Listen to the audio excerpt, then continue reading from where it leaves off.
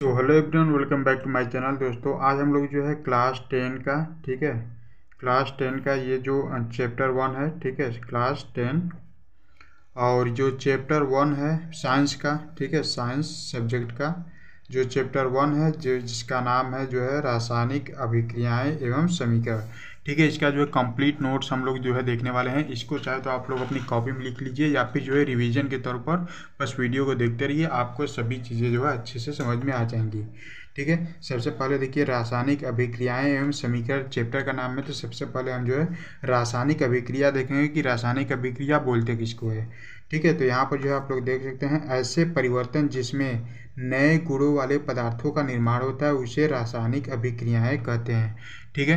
क्या समझ में आया? ऐसे परिवर्तन जिसमें नए गुणों वाले पदार्थों का निर्माण होता है उसे रासायनिक अभिक्रियाएं कहते हैं। जैसे उदाहरण के लिए भोजन का पचना, ठीक है, जब भोजन पचता है तो ये भी एक रासायनिक अभिक्रिया के तहत ही पचता है, ठीक है। श्वसन जब मनुष्य करता है तो वो भी एक रासायनिक अभिक्रिया के अंतर्गत आता है, ठीक है। जब लोहे पर जंग लगना ये भी जो है एक रासायनिक अभिक्रिया के अंतर्गत आता है और इत्यादि, ठीक है। ये सभी क्या है? ये सभी जो है एक रासायनिक अभिक्रिया के अंतर्गत आते हैं, इसलिए इन सभी को जो है रासायनिक अभिक्रिया कहते हैं, ठीक है। इसको इंग्लिश में जो है केमिकल रिएक्शन बोला जाता है, ठीक है। उसके बाद देखिए जो है थोड़ा सा जो है इसके बारे में जानकारी ले लेते हैं। इन कारकों से पता चलता है कि एक रासायनिक अभिक्रिया हुई है, ठीक है। जैसे पदार्थ की स्थिति में परिवर्तन, पदार्थ का रंग बदलना, गर्मी का विकास या फिर जो है गैस का विकास या प्रकाश का विकास, ये सब जो है क्या है?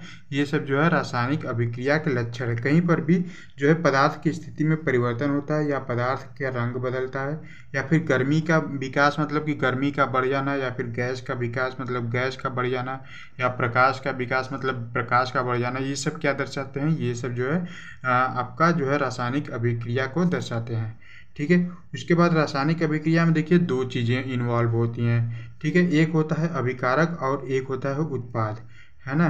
अभिकारक किसे कहते हैं? तो देखिए ऐसे पदार्थ जो किसी रासायनिक अभिक्रिया में हिस्सा लेते हैं उन्हें अभिकारक कहते हैं, ठीक है। आपके एग्जाम में भी इससे क्वेश्चन बनते हैं कि बताइए अभिकारक किसे कहते हैं या उत्पाद किसे कहते हैं, ठीक है। तो इसको क्या बोलेंगे कि ऐसे पदार्थ जो किसी रासायनिक अभिक्रिया में हिस्सा लेते हैं उन्हें अभिकारक कहते हैं, ठीक है। और उत्पाद किसको बोलते हैं? अभी देखिए मैं आपको बताऊंगा एग्जाम्पल के तौर पर कि अभिकारक क्या होता है, उत्पाद क्या होता है। तो देखिए उत्पाद किसे कहते हैं, अभी जो है बस आप जो है इसका परिभाषा सुनिए, है ना। तो ऐसे पदार्थ जिनका निर्माण रासायनिक अभिक्रिया में होता है उन्हें उत्पाद कहते हैं, ठीक है। देखिए समझ में आया बात? अभिकारक किसको बोलते हैं? ऐसे पदार्थ जो किसी रासायनिक अभिक्रिया में हिस्सा लेते हैं उन्हें अभिकारक कहते हैं। लेकिन उत्पाद किसको बोलते हैं? ऐसे पदार्थ जिनका निर्माण रासायनिक अभिक्रिया में होता है उन्हें उत्पाद कहते हैं, ठीक है। मतलब अभिकारक जो है रासायनिक अभिक्रिया में बस भाग लेते हैं और उत्पाद क्या होता है? इनका रासायनिक अभिक्रिया में जो है निर्माण होता है। यहाँ पर देखिए जो है निर्माण होता है, ठीक है। इन्हें जो है उत्पाद बोलते हैं। और उदाहरण के तौर पर देखिए यहाँ पर जो है आप लोग देख सकते हैं, जैसे देखिए मैग्नीशियम है प्लस ऑक्सीजन है, ठीक है, यानी कि Mg है ये और प्लस O2 है यानी कि ऑक्सीजन है। ये दोनों मिलकर क्या बनाते हैं? ये जो है 2MgO बनाते हैं। तो ये दोनों देखिए रासायनिक अभिक्रिया में भाग लिए और ये जो है नया पदार्थ का निर्माण हुआ, ठीक है। तो ये दोनों क्या हो गए? ये जो है अभिकारक हो गए हैं, ठीक है। मैग्नीशियम को अभिकारक बोलेंगे और ऑक्सीजन भी क्या हो गया? इसको भी जो है अभिकारक ही बोलेंगे, ठीक है। और इधर जो बना मैग्नीशियम ऑक्साइड 2MgO, ये क्या हो गया? ये जो है उत्पाद हो गया, ठीक है। इसको क्या बोलेंगे? इसको जो है उत्पाद बोलेंगे, ठीक है। तो अच्छे समझ में आ गया अभिकारक क्या होते हैं, उत्पाद क्या होते हैं और जो है रासायनिक अभिक्रिया क्या होते हैं, ठीक है। अब इसके बाद देखिए तो देखिए एक क्रियाकलाप के जरिए जो है समझाया गया है। चाहे तो आप जो है इसको कर सकते हैं, नहीं तो कोई दिक्कत नहीं, मैं बस आपको जो है बता देता हूँ जो आपके बुक में दिया हुआ है, ठीक है। एक मैग्नीशियम रिबन लेकर उसका दहन करने से पहले उसको रेगमाल से साफ किया जाता है। रेगमाल मतलब रुमाल समझ सकते हैं, ठीक है, इससे साफ किया जाता है क्योंकि रेगमाल यानी कि रुमाल से मैग्नीशियम को साफ करने से उसके साथ जुड़ी हुई अशुद्धियाँ दूर हो जाती हैं और मैग्नीशियम ऑक्सीजन से आसानी से अभिक्रिया करता है और इसी तरह ऑक्सीजन के साथ अभिक्रिया करके मैग्नीशियम ऑक्साइड बनाया जाता है, ठीक है। इसके जो है क्रियाविधि है, क्रियाविधि या क्रियाकलाप बोल सकते हैं। अभी जो हमने ऊपर जो रिएक्शन देखा, ठीक है, देखिए यहाँ पर है ना ये जो मैग्नीशियम है, ये मैग्नीशियम है, इसको जो है ऑक्सीजन के अभिक्रिया कराने के पहले ऑक्सीजन के साथ जो है इसको जो है रुमाल से साफ किया जाता है। साफ करने के बाद जो है ऑक्सीजन के साथ अभिक्रिया किया जाता है तो क्या बनता है, मैग्नीशियम ऑक्साइड बनता है। इसी को जो है यहाँ पर ये क्रियाकलाप के द्वारा जो है समझाया गया है। ठीक है, अब एक चीज़ आता है, देखिए चैप्टर का हमारा नाम क्या था, हमारा चैप्टर का नाम है रासायनिक अभिक्रिया एवं समीकरण। रासायनिक अभिक्रिया अभी हमें जो है अच्छे समझ में आ गया। अब हम देखते हैं कि रासायनिक समीकरण क्या है दोस्तों। ठीक है, रासायनिक समीकरण देखते हैं। यहाँ पर देख सकते हैं आप लोग रासायनिक समीकरण। देखिए सभी चीज़ें मैंने जो है नोट्स में लिखा हुआ है, ताकि आपको जो है समझाते समय अगर मैं लिखता चलूँगा समझाता चलूँगा तो इसमें जो है टाइम बहुत ही ज़्यादा लगेगा। ठीक है, और आप जो है अगर आप पढ़ चुके हैं पहले ही तो बस रिवीजन करते रहिए, आपको जो है अच्छे से क्लियर हो जाएगा। ठीक है, बस आप वीडियो को जो है देखते रहिए। ठीक है, देखिए रासायनिक समीकरण क्या होता है, तो देखिए यहाँ पर दो या दो से अधिक अभिकारक मिलकर जब दो या दो से अधिक उत्पादों का निर्माण करते हैं तो इस प्रकार से संपन्न होने वाले समीकरण को ही रासायनिक समीकरण कहते हैं। ठीक है, बात समझ में आई? अगर नहीं समझ में आई तो देखिए फिर से सुनिए। दो या दो से अधिक, ठीक है, दो या दो से अधिक अभिकारक मिलकर, अभिकारक हमने अभी देखा कि अभिकारक क्या होता है, रासायनिक अभिक्रिया में जो है भाग लेता है। ठीक है, और जो रासायनिक अभिक्रिया के बाद जो बनता है उसे क्या बोलते हैं, उसे जो है उत्पाद बोलते हैं। ठीक है, तो यहाँ पर देखिए ध्यान दीजिएगा, दो या दो से अधिक अभिकारक मिलकर जब दो या दो से अधिक उत्पादों का निर्माण करते हैं, अभिकारक और उत्पाद हमने आपको बताया। ठीक है, निर्माण करते हैं तो इस प्रकार से संपन्न होने वाले समीकरण को ही क्या बोलते हैं, रासायनिक समीकरण बोलते हैं। तो इस प्रकार जो समीकरण बनता है उसे हम क्या बोलते हैं, उसे जो है रासायनिक समीकरण बोलते हैं। देखिए इसको भी जो है आप लोग रासायनिक समीकरण कह सकते हैं। 2Mg + O2 गिब्स, ये जो है इसको जो है गिब्स बोला जाता है। ठीक है, 2MgO ये जो है एक रासायनिक समीकरण बोल सकते हैं। ठीक है, रासायनिक समीकरण, ठीक है, इसको भी बोल सकते हैं। अब यहाँ पर देखिए जो रासायनिक समीकरण का परिभाषा दिया हुआ है और नीचे जो है उदाहरण दिया हुआ है। ठीक है, अब उदाहरण को भी जो है चाहे तो ऊपर वाला ही उदाहरण लिख सकते हैं, कोई दिक्कत नहीं है। ठीक है, जैसे यहाँ पर देखिए लेड नाइट्रेट है लिखा हुआ है, ठीक है, प्लस पोटेशियम आयोडाइड है। ये दोनों क्या है, ये दोनों जो है अभिकारक हैं, या क्योंकि ये रासायनिक अभिक्रिया में जो है भाग ले रहे हैं। ठीक है, अब इधर जो बना लेड आयोडाइड बना, ठीक है, लेड आयोडाइड बना और जो है पोटेशियम नाइट्रेट बना। ये क्या है, ये उत्पाद है, ये जो है रासायनिक अभिक्रिया के बाद जो है बन रहे हैं। ठीक है, तो यहाँ पर देखिए लेड नाइट्रेट का सूत्र क्या होता है, PbNO3 ट्वाइस। ठीक है, ब्रैकेट के बाहर अगर 2 लगा है तो इसको जो है ट्वाइस बोलते हैं, प्लस पोटेशियम आयोडाइड। पोटेशियम को किससे दर्शाया जाता है, K से। ठीक है, तो Ki पोटेशियम आयोडाइड, इसका जो है 2 अणु लिया गया है। ठीक है, 2 मॉलिक्यूल।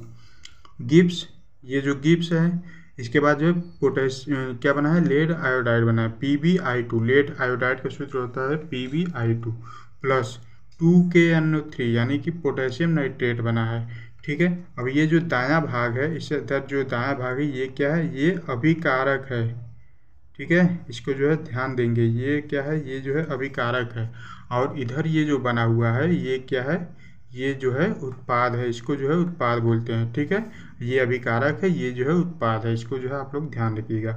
और ये जो पूरी प्रक्रिया जिस अंतर्गत हुई है ये क्या है, इसी को जो है क्या बोलते हैं, ये जो है रासायनिक समीकरण है। ये जो दर्शाया गया है PbNO3 twice plus 2Ki Gibbs PbI2 plus 2KNO3, ये क्या है, ये पूरा का पूरा सिस्टम को, ये जो पूरा सिस्टम जो है इसको क्या बोलेंगे, ये जो है रासायनिक समीकरण है भैया। ठीक है, बात समझ में आई? ठीक है, ये देख रहे हैं यहाँ पर जो है लिखा हुआ है, दो या दो से अधिक अभिकारक मिलकर जब दो या दो से अधिक उत्पादों का निर्माण करते हैं तो इस प्रकार से संपन्न होने वाले समीकरण को क्या बोलते हैं, रासायनिक समीकरण बोलते हैं। तो ये क्या हो गया हमारा, ये जो है पूरा का पूरा सिस्टम जो है हमारा रासायनिक समीकरण हो गया है। ठीक है, बात समझ में आई? अब उसके बाद देखिए सब समीकरण को जो है संतुलित भी करना होता है। ठीक है, ऐसा नहीं है कि जो है हम देखिए संतुलित करने का मतलब आप लोग जो है एक बार समझ लीजिए। अब यहाँ पर जैसे ट्वाइस है, ठीक है, ये तो मान लो ठीक है, लेकिन ये जो यहाँ पर 2 लगाते हैं, यहाँ पर 2 लगा दिए, यहाँ पर भी 2 लगा दिए, ये 2 हम यहाँ पर भी तो लगा सकते हैं लेकिन हम नहीं लगाए। क्यों? क्योंकि समीकरण जो है संतुलित नहीं हो पाता। अब संतुलित होने के लिए क्या करना पड़ेगा, तो आइए आपको बताते हैं। ठीक है, एक टर्म होता है कि संतुलित रासायनिक समीकरण, तो जो कोई भी रासायनिक समीकरण होना होगा तो वो जो है हमेशा संतुलन की अवस्था में होना चाहिए। ठीक है, संतुलन की अवस्था में क्या क्या मतलब है? संतुलित मतलब कि जितने जो बायां पक्ष है, जैसे यहाँ पर देखें, इसमें देखे हैं हम लोग ना, ये जो है दायां पक्ष है, ठीक है, सॉरी ये बायां पक्ष है, ये गलत लिखा गया है, ठीक है, ये जो है बायां भाग है, ठीक है, ये बायां भाग है और ये जो है दायां भाग है, ठीक है, इसमें जो है गलत थोड़ा सा हो गया है, ठीक है, ध्यान दीजिएगा। ये बायां पक्ष है, ये दायां पक्ष है, मतलब कि इधर जितनी चीज़ होनी चाहिए उतनी चीज़ जो है इधर भी होनी चाहिए। इसी को हम क्या बोलते हैं? रासायनिक समीकरण का संतुलन में होना बोलते हैं, यानी कि संतुलित रासायनिक समीकरण। देखिए आई कितना है इधर, एक यहाँ पर है, ठीक है, लेकिन इसके पहले 2 लिखा है, ठीक है, तो 2 आई यहाँ पर है, यहाँ इधर भी देखिए आई कितना है, 2 है, ठीक है, यहाँ पर के कितना है, 2 है, के यहाँ पर भी 2 है, ठीक है।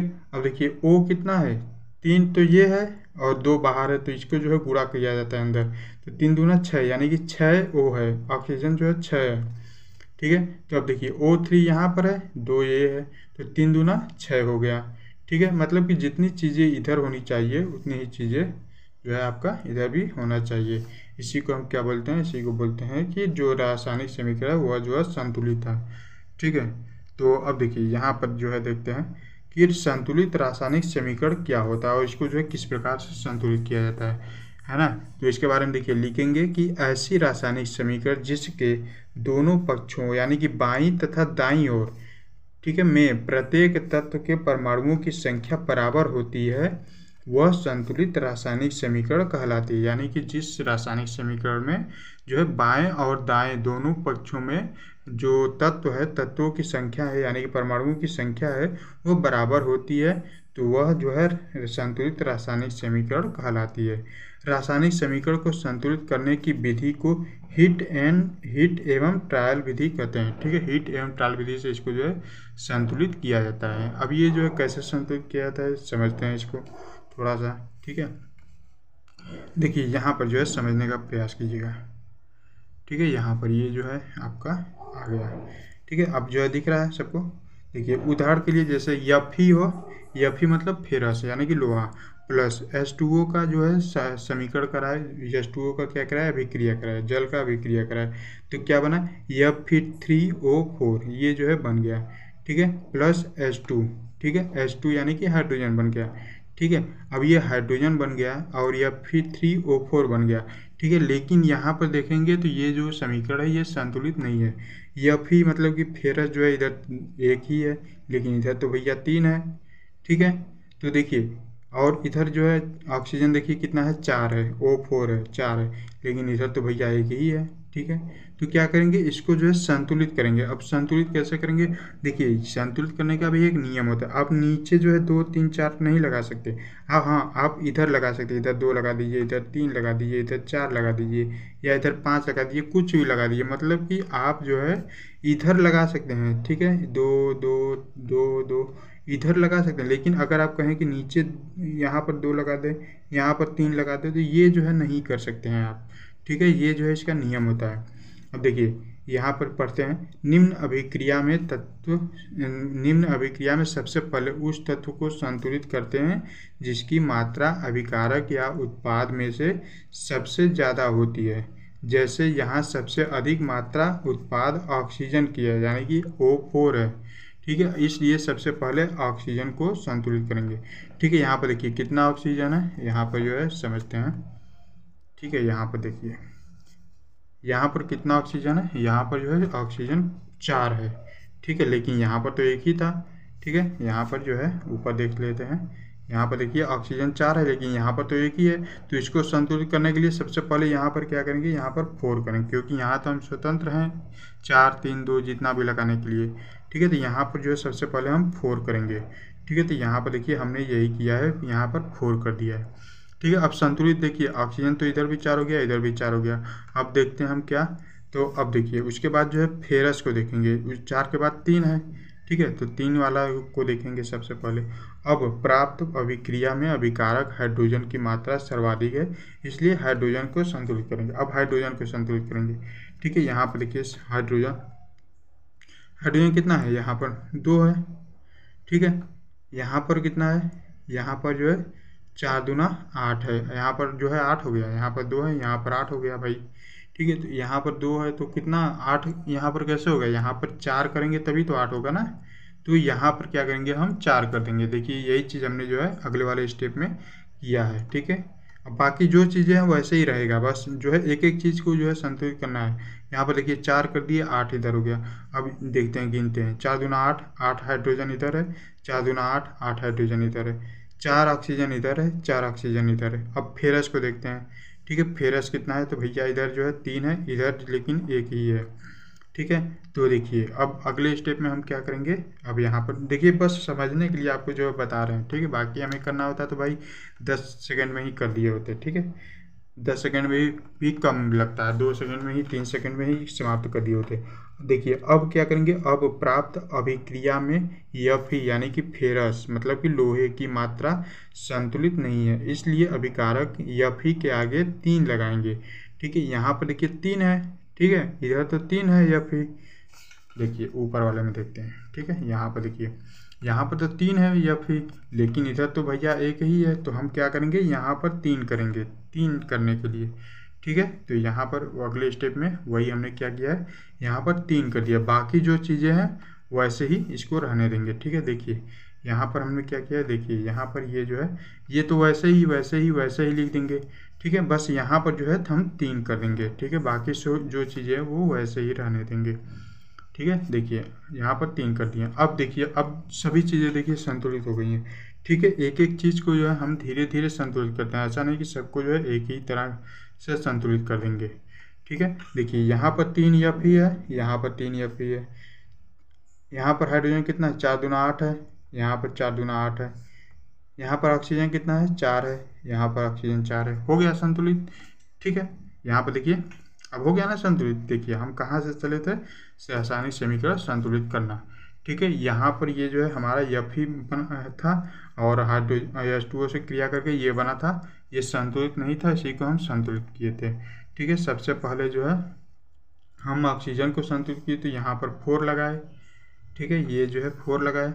ठीक है, उसके बाद जो है हम क्या किए, हम हाइड्रोजन को संतुलित किए तो यहाँ पर जो है 4 लगाए। ठीक है, 4 दूना 8 है ना, और उसके बाद क्या किए हम, उसके बाद जो है Fe को संतुलित किए तो यहाँ 3 था तो यहाँ पर जो है हम 3 लगा दिए। ठीक है, इस प्रकार से जो है देख सकते हैं यहाँ पर ये जो है इस प्रकार प्राप्त समीकरण संतुलित अभिक्रिया का समीकरण है। ठीक है, तो आई होप कि जो है अच्छे से समझ में आ गया होगा पूरा जो है समीकरण को कैसे संतुलित किया जाता है ना। अब देखिए अब जो है हम लोग द्रव्यमान संरक्षण का नियम पढ़ते हैं। ठीक है, ये जो है काफ़ी बार आपके एग्जाम में पूछा जाता है। ठीक है, द्रव्यमान संरक्षण का नियम क्या है, इसको जो है बताइए, है ना। तो इसको जो है थोड़ा सा समझने का प्रयास करते हैं, बस आप लोग देखते जाइए, अच्छे समझ में आ जाएगा। ठीक है, देखिए यहाँ पर जो लिखा हुआ है उसी को हम समझते हैं। द्रव्यमान संरक्षण का नियम यह कहता है कि किसी भी रासायनिक अभिक्रिया में द्रव्यमान का न तो निर्माण होता है और न ही विनाश होता है। ठीक है, अब इसका क्या मतलब है, देखिए समझते हैं। देखिए क्या बोला है कि द्रव्यमान संरक्षण का नियम यह कहता है कि किसी भी रासायनिक अभिक्रिया में द्रव्यमान का न तो निर्माण होता है और न ही विनाश होता है। मतलब कि द्रव्यमान को न तो बना सकते हैं और न ही उसको जो है ख़त्म कर सकते हैं, वो जितना है उतना ही रहेगा। ठीक है, अब यहाँ पर देखिए एक पॉइंट है कि रासायनिक अभिक्रिया के पहले एवं उसके पश्चात प्रत्येक तत्व के परमाणुओं की संख्या समान होनी चाहिए।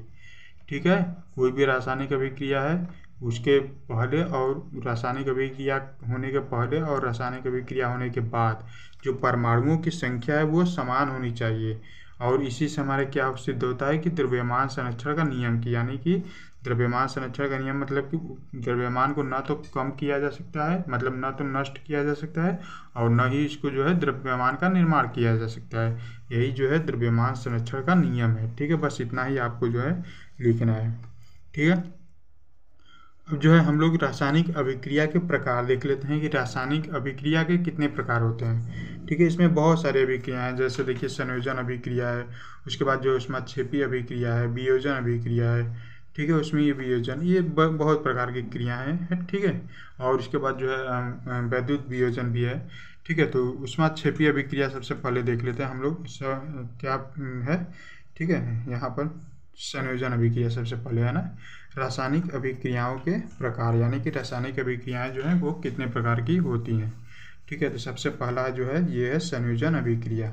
संयोजन अभिक्रिया क्या है, तो देखिए, ऐसी अभिक्रिया जिसमें दो या दो से अधिक अभिकारक मिलकर एकल उत्पाद का निर्माण करते हैं, यानी कि एकल मतलब एक, ठीक है, एक उत्पाद का निर्माण करते हैं, उसे संयोजन अभिक्रिया कहते हैं। संयोजन का मतलब कि जुड़ जाना, दो चीजें हैं वो आपस में जुड़कर एक नया पदार्थ बना ली, इसी को हम क्या बोलते हैं, संयोजन अभिक्रिया बोलते हैं, ठीक है।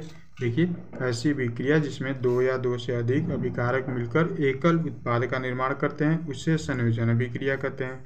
जैसे देखिए, कैल्शियम ऑक्साइड है प्लस H2O यानी कि जल है, अब ये दोनों मिलकर क्या बना लिए, कैल्शियम हाइड्रोक्साइड बना लिए, CaOH ट्वाइस। तो इसी को क्या बोलेंगे कि इसी को जो है संयोजन अभिक्रिया बोलेंगे, मतलब दो चीज़ें मिलकर एक नया पदार्थ बना ली, तो इसी को हम जो है संयोजन अभिक्रिया बोलेंगे। बहुत ही सिंपल सा है, अच्छे समझ में आ गया होगा। अब उसके बाद देखिए, ऊष्माक्षेपीय अभिक्रिया आ जाता है, ठीक है। ऊष्माक्षेपीय अभिक्रिया क्या है भैया, इसको भी देख लेते हैं।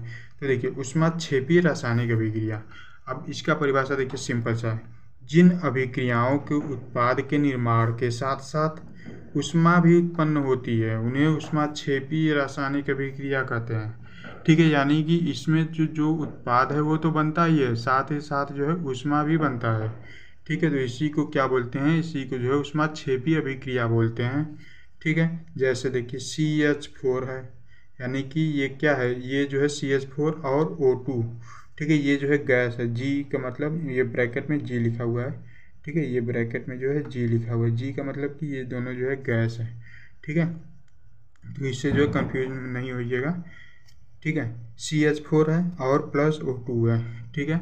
ये जो है मेथेन है, मेथेन और ऑक्सीजन मिलकर क्या बना रहे हैं, CO2 यानी कि कार्बन डाइऑक्साइड बना रहे हैं, प्लस H2O मतलब कि जल बना रहे हैं, ठीक है। ये गैस नहीं है, यहाँ लिक्विड हो गया, ये जो है मिस्टेक हो गया है, ठीक है।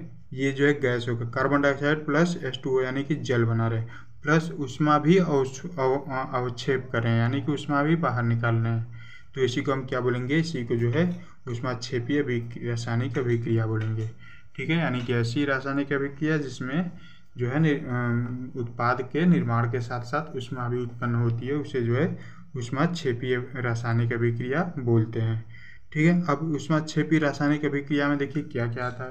अब यहाँ पर देखिए कुछ इंपॉर्टेंट पॉइंट आप लोग जो है ध्यान रखिएगा। आपसे पूछा जाता है कि श्वसन कैसी अभिक्रिया है, तो श्वसन एक ऊष्माक्षेपीय अभिक्रिया है, ये इस बात को जो है आप लोग ध्यान रखिएगा, ठीक है। शाक सब्जियों तथा वनस्पति और द्रव्य का विघटन होकर जो कंपोस्ट होना होता है, उसे भी जो है ऊष्माक्षेपीय अभिक्रिया बोलते हैं, ठीक है। इस बात का भी आप लोग जो है ध्यान रखेंगे, ठीक है। अब जो है हम लोग उस वियोजन अभिक्रिया देखते हैं कि वियोजन अभिक्रिया क्या है, इसको समझने का प्रयास करते हैं दोस्तों।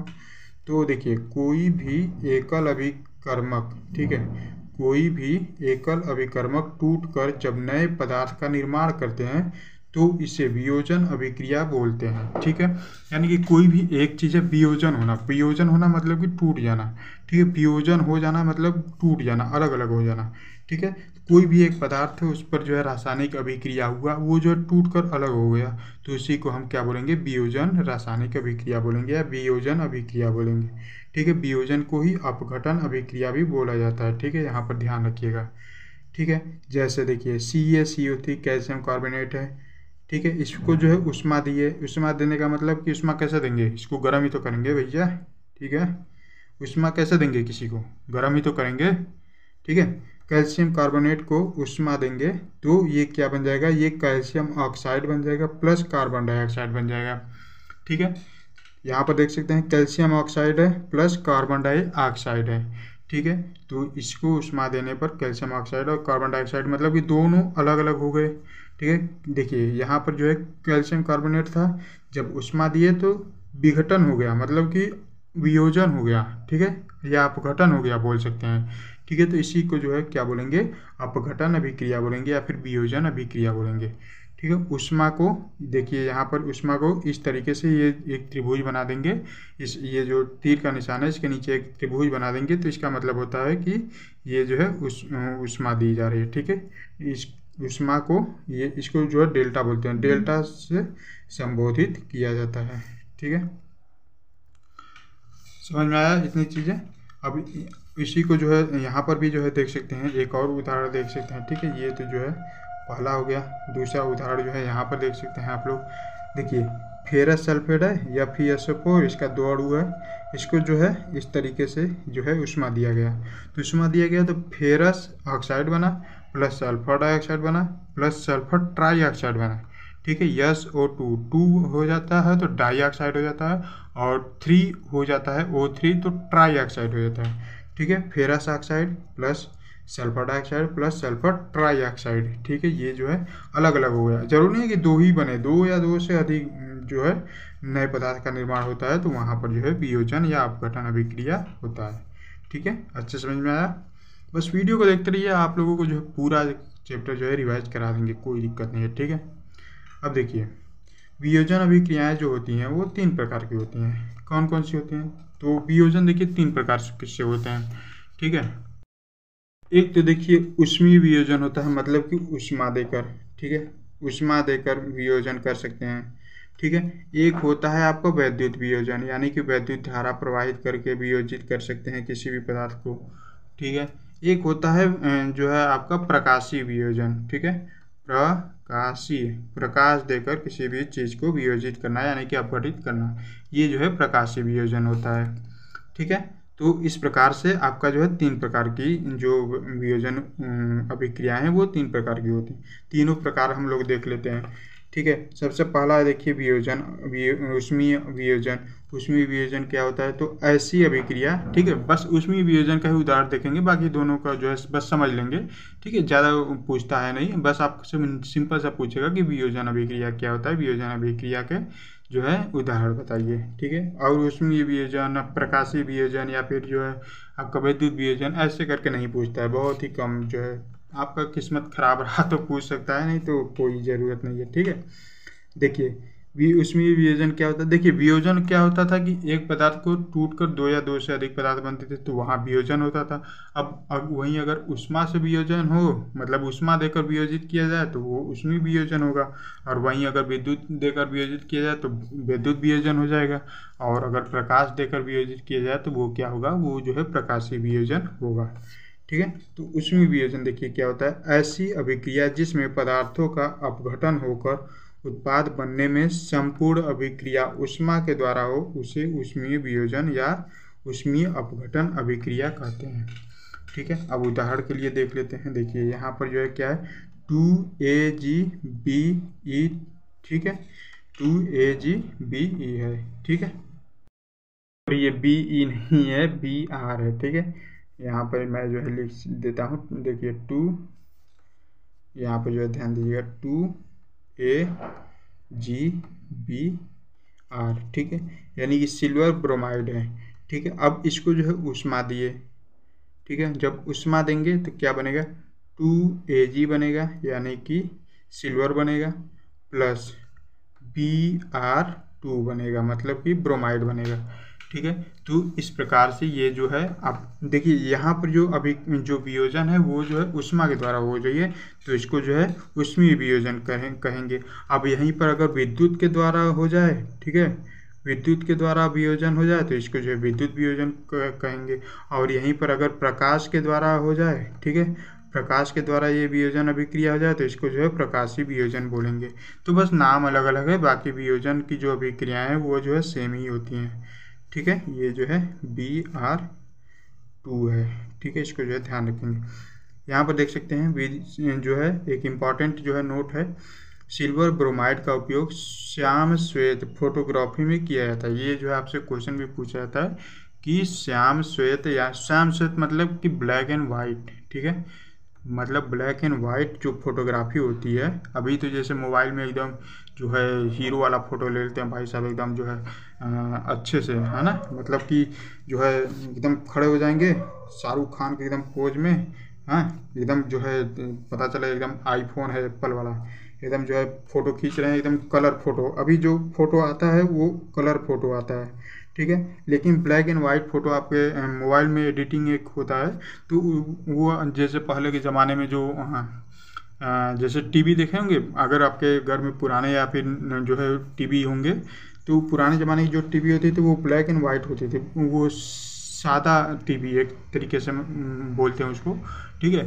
तो उसमें जो है ब्लैक एंड वाइट ही चीज़ें बस दिखती थी, ठीक है। अभी तो जो है एकदम कलर वाला हर चीज़ आ गया, चाहे फोटोग्राफी हो चाहे फिर जो है वीडियोग्राफी हो, सब कुछ जो है एकदम कलर कलर हो गया है, ठीक है।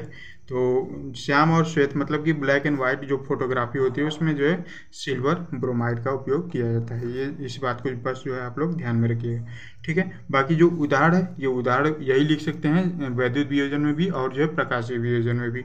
बस यहाँ पर ये जो ऊष्मा है, ऊष्मा में जो है वैद्युत वियोजन में विद्युत धारा कर दीजिएगा, और जो प्रकाशीय वियोजन है वो जो है वहाँ पर प्रकाश कर दीजिएगा, कोई दिक्कत नहीं है, ठीक है। अब देखिए वैद्युत वियोजन क्या होता है, तो ऐसी अभिक्रिया जिसमें पदार्थों का वियोजन विद्युत धारा प्रवाहित करने पर होता है उसे वैद्युत वियोजन कहते हैं। सिंपल सी बात है, ठीक है। और उसके बाद क्या है, प्रकाशीय वियोजन, ये भी सिंपल सा है। ऐसी अभिक्रिया जिसमें पदार्थों का वियोजन सूर्य के प्रकाश के उपस्थिति में होता है उसे प्रकाशीय वियोजन कहते हैं, ठीक है। कोई दिक्कत नहीं है, एकदम बहुत ही आसान है दोस्तों, ठीक है। आप लोग बस जो है एक दो बार वीडियो को देखेंगे, एकदम सभी चीज़ें जो है आपको अच्छे से समझ में आ जाएंगी, ठीक है। अभी देखिए ऊपर हमने क्या पढ़ा था, ऊपर हमने पढ़ा था ऊष्माक्षेपीय अभिक्रिया, ठीक है। ऊष्माक्षेपीय अभिक्रिया पढ़ा था, ठीक है। ऊष्माक्षेपीय अभिक्रिया, उसमें क्या होता था, उसमें जो उत्पाद के साथ जो है ऊष्मा भी निकलता था। लेकिन अब हम पढ़ेंगे जो है ऊष्मा शोषी अभिक्रिया, ठीक है। ऊष्मा शोषी अभिक्रिया में जो है उस उत्पाद के साथ ऊष्मा निकलता नहीं है, उत्पाद में जो है ऊष्मा अवशोषित होता है, उसे हम क्या बोलते हैं, उसे जो है ऊष्मा शोषी अभिक्रिया बोलते हैं, ठीक है। यहाँ पर देखिए नाम में ही आपको जो है दिख रहा है ऊष्मा शोषी, मतलब कि ऊष्मा को जो है शोषित कर रहा है, अवशोषित कर रहा है, ठीक है। तो इसका जो है सिंपल सा परिभाषा है, अगर आपसे पूछा जाता है कि ऊष्मा शोषी अभिक्रिया क्या होती है, तो आप लिखेंगे कि जिन अभिक्रियाओं में ऊष्मा अवशोषित होती है उन्हें ऊष्मा शोषित अभिक्रिया कहते हैं, ठीक है। उदाहरण के लिए नाइट्रोजन है प्लस ऑक्सीजन है, दोनों को ऐड किए तो हमारे क्या बना, 2N, यानी कि नाइट्रोजन ऑक्साइड बना। माइनस ऊष्मा का अवशोषण हो रहा है, ठीक है। या तो इधर माइनस करके ऊष्मा का अवशोषण लिख दीजिए, या अगर प्लस करना हो तो इधर कर दीजिए प्लस ऊष्मा, ठीक है। ऊष्मा इधर कर दीजिए, कोई दिक्कत नहीं है, ठीक है। इसमें जो है ऊष्मा का अवशोषण, इसमें ऊष्मा निकलता नहीं है, इसमें ऊष्मा का अवशोषण होता है, ठीक है। बस इस बात को जो है आप लोग ध्यान रखिएगा। अब देखिए नेक्स्ट आता है जो है विस्थापन अभिक्रिया। अगर आपसे पूछा जाता है कि विस्थापन अभिक्रिया क्या होता है, तो आप जो है लिखेंगे ऐसी अभिक्रिया जिसमें अधिक क्रियाशील तत्व अपने से कम क्रियाशील तत्व को विस्थापित करता है और एक नए पदार्थ का निर्माण करता है, तो उसे जो है क्या बोलते हैं, विस्थापन अभिक्रिया बोलते हैं, ठीक है। आई बात समझ में, नहीं समझ में आया, चलो फिर से सुनो, ठीक है। देखिए एक भाई साहब, एक आदमी है, ठीक है, एक आदमी ए है, ठीक है, एक आदमी बी है, इसका जो है ज़मीन है, ठीक है। अब इसका भी कुछ ना कुछ ज़मीन होगा भाई, इसके मम्मी पापा कुछ तो कहीं तो घर बनाए होंगे, ठीक है, इसका ज़मीन है, ठीक है। अब इसको जो है जब घर बनाने के लिए ज़मीन कम पड़ गया, अब ये क्या काम किया कि इसको भगा दिया कहीं और, ठीक है, इसको भगा दिया खेत में खलिहान में, ठीक है। अब इसके घर पर जो है अपना कब्जा कर लिया, तो इसी को हम क्या बोलते हैं, विस्थापन अभिक्रिया बोलते हैं। मतलब कि दूसरे की चीज़ों में, ठीक है, उसको हटाकर अपने खुद बैठ जाना, ये क्या होता है, ये जो है विस्थापन अभिक्रिया होता है। नहीं समझ में आया, फिर से सुनो, देखो अब देखो जो लिखा है बस उसका मीनिंग समझो। देखिए ऐसी अभिक्रिया जिसमें अधिक क्रियाशील तत्व अपने से कम क्रियाशील, मतलब कि जो ज़्यादा मतलब मजबूत होगा वो क्या करेगा, अपने से कम कमज़ोर वाले आदमी को जो है हटा देगा, हटाकर वहाँ दूसरे के स्थान पर अपनी जगह बना लेगा, तो इसी को क्या बोलते हैं, विस्थापन अभिक्रिया बोलते हैं। देखिए यहाँ पर जो है फेरस है, ठीक है, फेरस मतलब लोहा, ये जो है कॉपर सल्फेट है, ठीक है। अब ये कॉपर जो है आदमी है भैया, ठीक है, ये भी आदमी है। अब ये जो है सल्फेट है SO4, ये इसकी ज़मीन है, ठीक है। अब इसने क्या किया कि ये तो जो है थोड़ा मजबूत पड़ गया, मतलब ज़्यादा क्रियाशील है। अब ये थोड़ा कम क्रियाशील है कॉपर, मतलब कि ये जो है कमज़ोर है। तो इसका क्या काम किया कि इसको जो है ये इसको मार के भगा दिया, भाई साहब तुम हटो, अब तुम्हारे ज़मीन पर जो है हमारा कब्जा होगा, ठीक है। ये फेरस है देखो इसकी ज़मीन पर आके ये बैठ गया और इसको जो है फेंक दिया भैया खलिहान में, तुम जाओ यार उधर जो है ठीक है, इधर जो है खलिहान में, खेत खलिहान में सो, ठीक है, तुम्हारा यहाँ जगह नहीं है। तो ये पर जो है यहाँ पर ये जो है मतलब कि दूसरे की सोल्यूशन में, दूसरे के कंपाउंड में जो है अपना जगह बना लेना, यही क्या है विस्थापन। विस्थापन मतलब विस्थापित कर दिया, मतलब कि भगा दिया भाई साहब, ठीक है। उसको भगा कर अपना जगह जो है ले लिया। यहाँ पर देख रहे हैं ये जो है, यहाँ पर जो है देखिए ये लिखा हुआ है कम क्रियाशील तत्व है कॉपर, और अधिक क्रियाशील तत्व कौन सा है, ये फेरस, ठीक है। ये जो है इसके साथ बॉन्ड बना लिया, भाई साहब दूसरे की गर्लफ्रेंड को अपना बना लिया ठीक है, समझ रहे हो ना। तो ये जो है भाई साहब थोड़ा सा देखने में ठीक ठाक नहीं था, या हो सकता है इसके पास पैसे न रहे हों, ये थोड़ा अमीर था, ठीक है। ये अमीर था, ये बोला भाई साहब तू उधर कहाँ जा रही है, तू उसको छोड़, तू अपने साथ आ, हम दोनों एक नया प्रोडक्ट बनाएंगे ठीक है, मतलब समझ रहे हो ना। ये मतलब थोड़ा हंसी मजाक, थोड़ा मतलब इसलिए बताता हूँ देखिए आप लोगों को कि ताकि आपको जो है चीज़ें अच्छे समझ में आ पाए, ठीक है। बाकी हंसी मजाक ठीक है, कोई दिक्कत नहीं है, ठीक है भाई, ये अदर वे में नहीं लीजिएगा, बट ये चीज़ें जो है आपको ज़्यादा टाइम तक याद रहें, इसलिए थोड़ा बहुत इधर उधर जो है चलता है, ठीक है। विस्थापन अभिक्रिया समझ में आ गया। अब देखिए यहाँ पर एक बात ध्यान दीजिए, ये जो है कम अधिक क्रियाशील तत्व कम क्रियाशील तत्व को हटाकर जो है अपना जगह ले लिया, तो विस्थापन अभिक्रिया बोला गया, ठीक है। अब यहीं पर अगर दो चीज़ें हो, मतलब कि यहीं पर अगर दो तत्व हटाकर जो है अपना स्थान बनाए, मतलब कि दो आयनों का आदान प्रदान हो, तो वहाँ पर क्या होगा, वहाँ पर द्विविस्थापन होगा। द्विविस्थापन मतलब कि दो लोगों का विस्थापन, यहाँ पर एक लोग विस्थापित हो रहे थे तो इसलिए विस्थापन अभिक्रिया, जहाँ दो लोग विस्थापित हो वहाँ द्विविस्थापन अभिक्रिया। तो आइए अब अगला देखते हैं हम लोग द्विविस्थापन अभिक्रिया, ठीक है। यहाँ पर देखो भाई साहब, एक बार विस्थापन होगा तो मतलब कि विस्थापन अभिक्रिया, अब दो बार विस्थापन होगा मतलब द्विविस्थापन अभिक्रिया, ठीक है।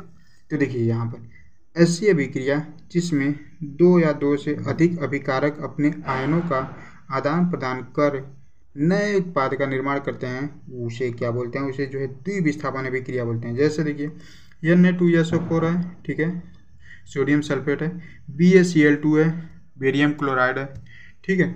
अब ये जो है क्या किया कि ये जो है सोडियम ज़्यादा क्रियाशील है, क्लोरीन जो है ये जो सोडियम है ये जो है आप किसके साथ बॉन्ड बना लिया, क्लोरीन के साथ बॉन्ड बना लिया, ठीक है। ये दोनों कहे कि भाई साहब तू उसको छोड़, तू आ जा मेरे पास, ठीक है, हम दोनों मिलकर एक नया संसार बसाएंगे, ठीक है। ये भाई साहब इसको लेके भाग गया, अलग हो गया, ठीक है।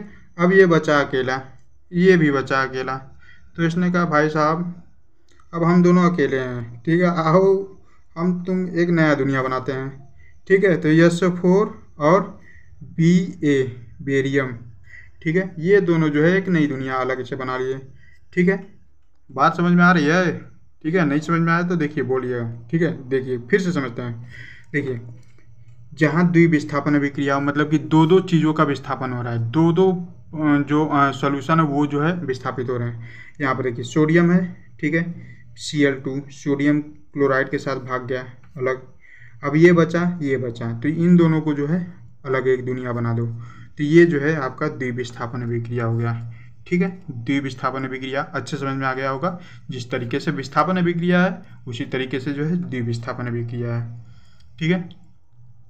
अब जो है आइए समझते हैं उपचयन और अपचयन, ठीक है। उपचयन और अपचयन पर आपका प्रश्न भी पूछा जाता है, एग्जाम में भी प्रश्न पूछे जाते हैं, ठीक है। देखिए उपचयन एवं अपचयन, ठीक। उपचयन देखिए क्या होता है, उपचयन अभिक्रिया वह अभिक्रिया जिसमें ऑक्सीजन का योग होता है और हाइड्रोजन का वियोग होता है। मतलब समझ में आया, मतलब कि भाई साहब ऑक्सीजन जुड़ता है। योग मतलब क्या? योग मतलब क्या? योग मतलब जुड़ना। ऑक्सीजन का योग होता है और हाइड्रोजन का वियोग होता है, मतलब कि ऑक्सीजन जुड़ता है और हाइड्रोजन जो है अलग होता है, उससे जो है उपचयन अभिक्रिया कहते हैं। अब इसी का उल्टा अपचयन अभिक्रिया होता है। अपचयन क्या होता है? देखिए, अपचयन अभिक्रिया वह अभिक्रिया होती है जिसमें हाइड्रोजन का योग होता है और ऑक्सीजन का वियोग होता है। ठीक है, समझ में आया? देखिए, उपचयन में क्या था कि इसमें ऑक्सीजन का योग होता था और हाइड्रोजन का वियोग होता था, लेकिन अपचयन में क्या होता है, इसमें हाइड्रोजन का योग होता है और ऑक्सीजन का वियोग होता है। समझ में आया? बोलो बच्चों। अब इसका एग्जाम्पल देख लेते हैं। देखिए उपचयन में क्या हो गया, तो देखिए उपचयन में Cu, ठीक है। देखिए यहाँ पर जो है आप लोग एक चीज़ जो है ध्यान दीजिएगा, इसका अभिक्रिया जो है सिंपल सा है। उपचयन में क्या कीजिए कि ऑक्सीजन को जोड़ दीजिए और अपचयन में क्या कीजिए कि हाइड्रोजन को जोड़ दीजिए। ठीक है, समझ में आया?